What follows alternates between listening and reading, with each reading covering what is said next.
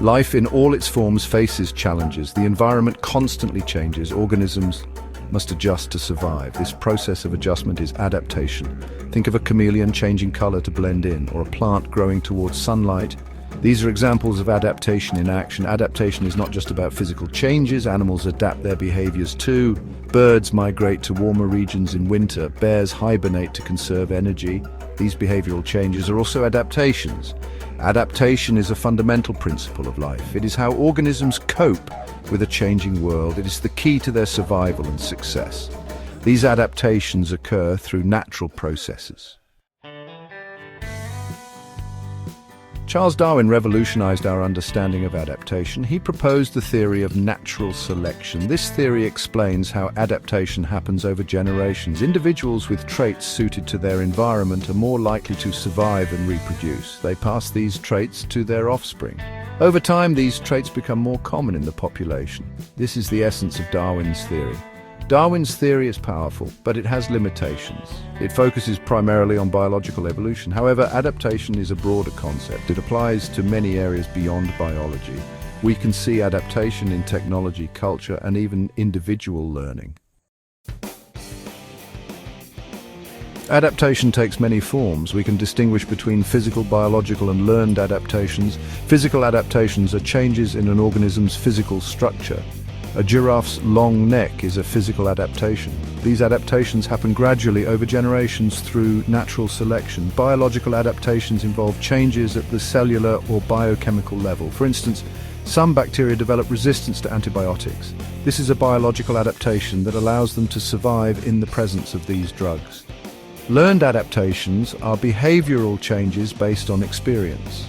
A dog learning to sit on command is a learned adaptation. These adaptations occur within an individual's lifetime. Section 4.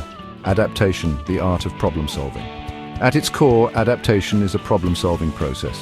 Organisms face challenges in their environment. These challenges are problems that need solutions. Adaptation provides these solutions. Consider a cactus in the desert, the problem: lack of water. The cactus has spines to reduce water loss and shallow roots to absorb rainfall quickly.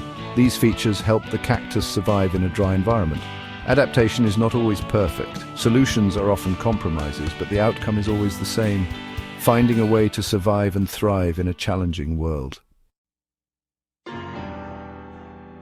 Section 5. Beyond biology. Adaptation in a wider world. Adaptation is not limited to the biological world. We see it everywhere. In technology, for example, our tools and inventions constantly change. The development of smartphones is a prime example of technological adaptation. Culture also evolves through adaptation. Societies adapt their customs and traditions to suit changing circumstances. The way we communicate, the food we eat, the clothes we wear, all these aspects of culture are shaped by adaptation. Section 6. A universe of adaptation, embracing the bigger picture.